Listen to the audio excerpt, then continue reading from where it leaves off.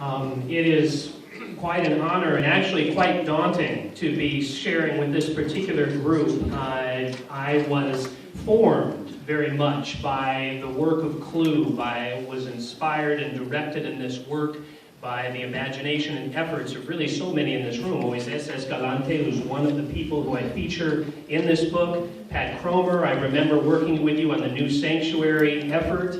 Frank Alton, I know, who's here, who I think his efforts on this issue in the local Presbyterian Church have been really profound. So I'm thank you, all of you, for being engaged in vital work today and for the witness it shows. What I'm going to try to argue is that it is deeply scriptural work. It is tied to our religious tradition, but I am, again, inspired by the work of so many in this room. And thanks for allowing me to speak. I'm going to move now to change this from this moving picture, which to one that's a little less mobile.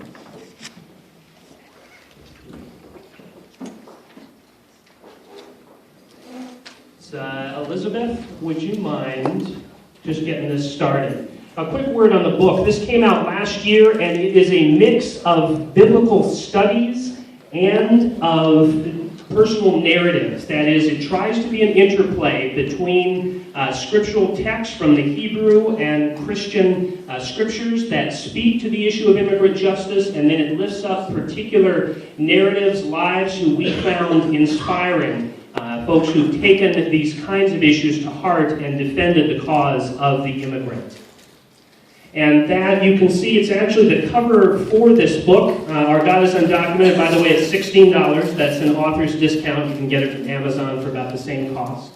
Is a picture from the Posada Sin Fronteras, and that is an event that takes place down in San Diego, a powerful reenactment of the Posada story of Mary and Joseph seeking room and not being able to receive it. There's that back and forth is played out along the U.S.-Mexico border, with folks south of the border playing the part of Joseph and Mary, looking for room, and of those on the north saying there is no room in the inn, a reminder of how vital the issue of hospitality is in the religious tradition. So what I would love to do, one of the many resources that we have in this work, it seems to me, one great one is the scriptural resource, which I'll be diving into. But one of those is the resource of story.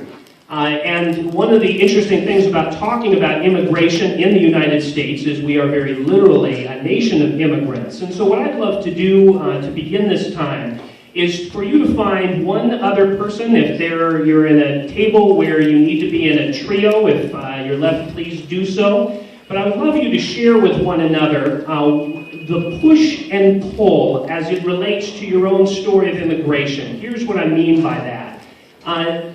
When we talk about immigration, we often talk about forces that push a person from their native country, from the country where they have resided, forces like economic oppression, or they can't find a job, or threats of torture or death, persecution, that sort of thing. Those elements will push a person to immigrate. But then there are also those elements that pull. For example, I have my great-great-grandfather immigrated from Canada to Michigan in order to work on the Buick assembly plant. The pull for him was a job on the assembly line.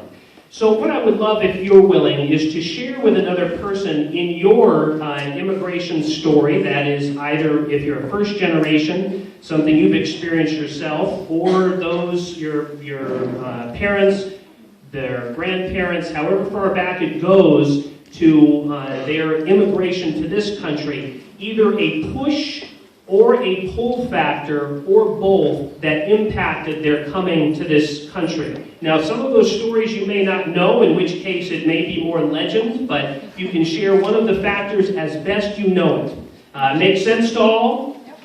All right, have at it.